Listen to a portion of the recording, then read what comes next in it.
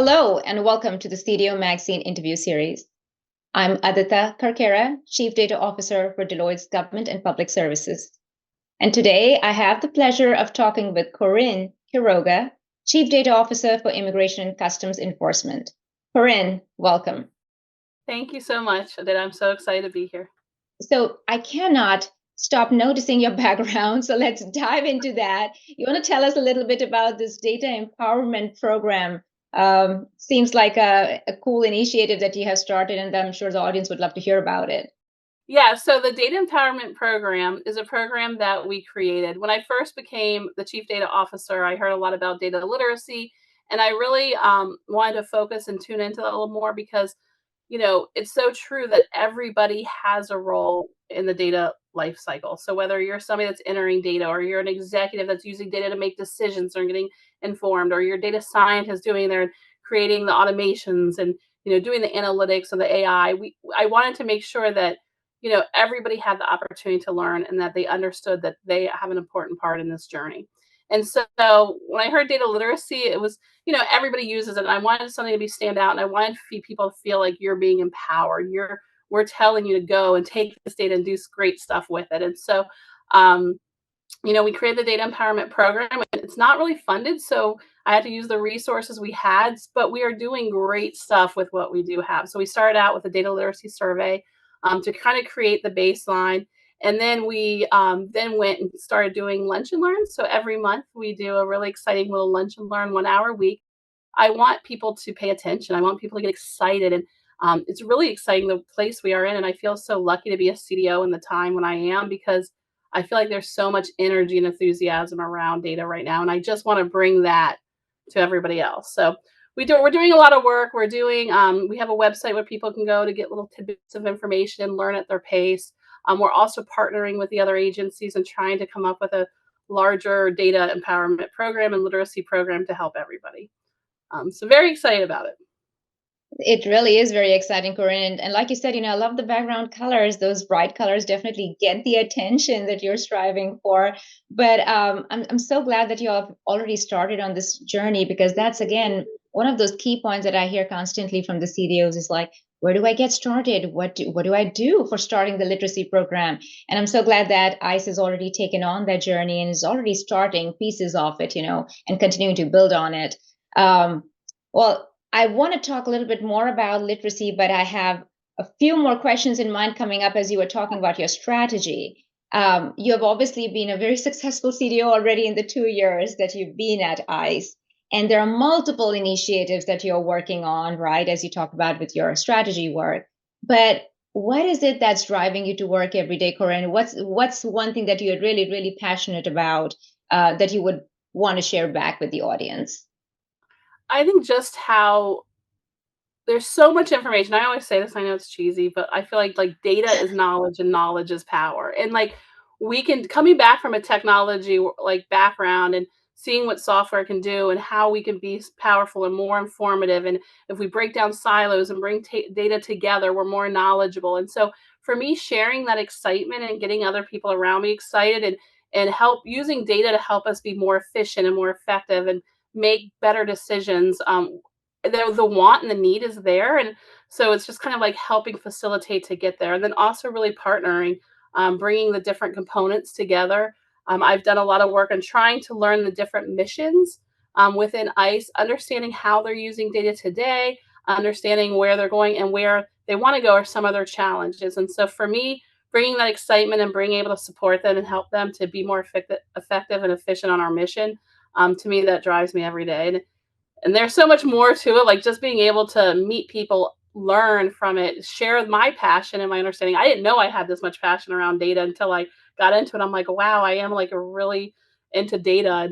And so now I have spreadsheets for everything now, and I'm always in the data. But it's been fun, and it's just an exciting time. Well, that's great to hear, Corinne. And, as you're talking about this, I can just hear it in your voice, your passion towards trying to be data driven and creating that culture in your organization. And that actually is one of the key challenges that CDOs talk about, right? Like, changing the culture and making that data-driven culture in an organization is a huge challenge. And sounds like that's what's driving you every day, and you are taking on initiatives to help curb that challenge. Um, Other than data culture, I also hear CDOs talk a whole lot about issues with data sharing and governance. And I'm just curious, for an organization like yours, which deals with a lot of classified data as well, how are you dealing with some of these challenges around data governance and data quality? Would be love to hear your thoughts on that. Yeah, absolutely. I think, and I know I'm gonna bring culture back in because I think it goes hand in hand because in order to improve data quality and implement data standards, people have to understand that it's not just their data. They need to share their data. They need to, it's not just what we're doing with our data, but the other person that might be using our data downstream. And so, um, changing the culture to understand you've got to let go of your data and you're going to share it and someone else is going to use it. So by implementing data standards and by ensuring that your quality of data is accurate, then that's going to make it that much easier for down the road. And a big thing I hear is like, oh, I can't control what they're going to say with the data, and what if they give a different story than we want to give? And so I just help encourage them and saying, like, by following these standards, by ensuring the data is coming from you and it's what you want to say with your data, you're going to ensure that everybody's on the same page. And so in the past, we haven't done a lot. Data standards was kind of a recommended thing to do. I'm learning this every day, so this is something I've learned in the past, or not learned, but maybe realized in the past month. Is it's something that's always been recommended. And so the first thing I'm trying to do is within my own office is change that mindset that it's no longer recommended. This is something that we have to focus on and we have to enforce. I say that lightly because we're not going to enforce it, but we're not going to let it just be a recommendation anymore. So we're going to slowly start changing that mindset even within our own team and focus on the systems and trying to get involved early and upfront when systems are being built to say, are you following data standards? If you're not, tell us why. And you just encourage them to get to the point where they are following data standards. And hopefully we'll get to a place where influence is enough. So we don't have to do the enforcement side. But that's really where we're trying to, use education and use influence to change that. Yeah, and like I said, it's a journey, right? You start off the process, but you hope that at one point it just becomes an organic process, and you don't have to Right. continue to have those constant reminders to make ensure that that's happening. Corinne, you touched on this slightly, but collaboration with your component colleagues, and Department of Homeland Security is a vast department, and how do you manage interagency data sharing? I'm curious, is there like an interagency data council or a data governance council that comes together to kind of talk about data sharing needs, understanding mission needs, and sharing between components? Or how does that work for DHS? And what's your role in it? Yeah, absolutely. So DHS, I love the data community within DHS. I've gotten to meet a lot of the different CDOs and at the other agencies, and we've really created a bond and a partnership. We even go to lunches and try to get together regularly just to keep that connection and the partnership. And there is such a connection between the different agencies with data, and so I think it's important and it facilitates that collaboration, and it also helps us help our different groups in our mission areas as CDOs. So I think that first and foremost is a really powerful thing that we're doing. And then we do have monthly CDO councils that are held by DHS, where everybody can come together and we talk about some of our challenges, what we're working on. And then another area, kind of back to the governance, is we have a really good data standards group within the immigration domain that kind of sets the governance. If any changes are going to happen, they bring everybody together. And so these are the things that I think are have really facilitated the data sharing amongst the different components and really is highlighting the roles and the partnership and just the collaboration between each one of the agencies. That's really cool to hear, Corinne. It's great to hear that. Sounds like you have a fantastic data community, not just within ICE, but across agencies through the Department of Homeland Security. And that's really exciting and great to hear. There's so many other questions that I want to dive into, but I know we have limited time today and I want to be respectful of your time. But one thing that really comes up in my mind, Corinne, when you started off and you said, in college or school did you say that you wanted to be a dolphin instructor, and then your career changed fast and you got into the IT side of things and now the business side and the data side? What an incredible story, right? And I think we need to hear more of those because you don't always know in the college years or the school years what you're going to be when you grow up, right? I mean, I didn't know what I was going to be doing when I was in college or school, right? But that's such a great story. So I know you do a lot of work around creating the community for women in data, creating and ensuring that there is a diverse set of people working in data and in the federal space specifically. With all of this in mind, I know a lot of young professionals are looking up to you as this amazing CDO and the work that you're doing for ICE. What advice do you have for some of those young professionals that are aspiring to have a career in data, particularly for women, right? And because you're very passionate about encouraging women in data. What advice do you have for those that are not exactly related or are in the data field today?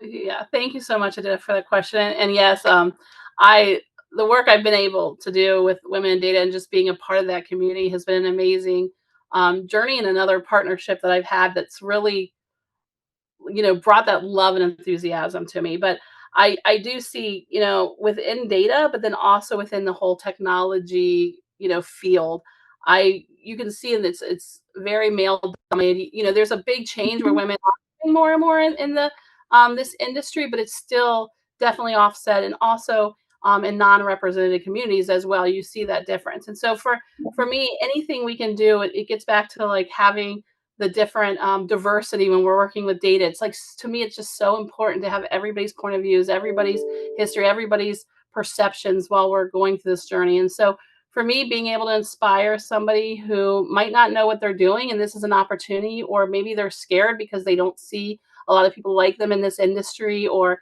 in the technology industry.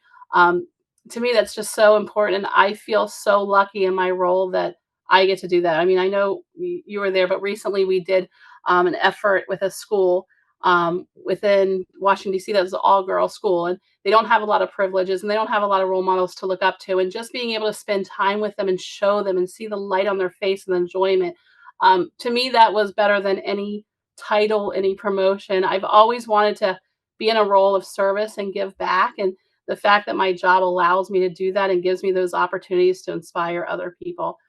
So I think my biggest advice for people, I did go to school for biology.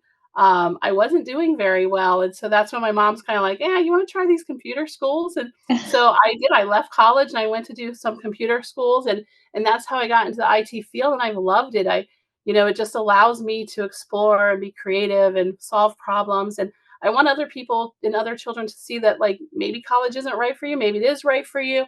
Maybe you want to be you want to be a detective or a lawyer, but then you change your mind late in life, and that's okay. And you can still be successful and you can still make a difference. And, even if you don't think you like math or, science, it's still, you could change and you can, you might later in your career do that. So my biggest advice is just never give up, keep trying hard, know that you can do any job. It doesn't matter your race, gender, age, size, gender, none of that matters. You can do anything you want to do, and we need the diversity in every different area aspect.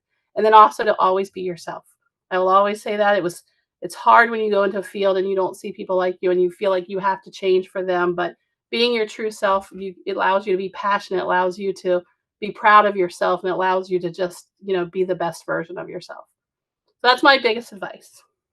Wow, what a remarkable journey, Corinne, and thank you for sharing that, and thank you for inspiring me and the listeners with that. Because your words around always be yourself, always keep trying. It's okay to change paths. I mean, you'll be surprised how many times that question comes up, right? Is it okay for me to change my path? Is it okay? Is it too late for me to enter the data field? So thank you for sharing that, because all of that is possible, and once you set your mind on something, you can certainly do it. And you're living proof of that for sure.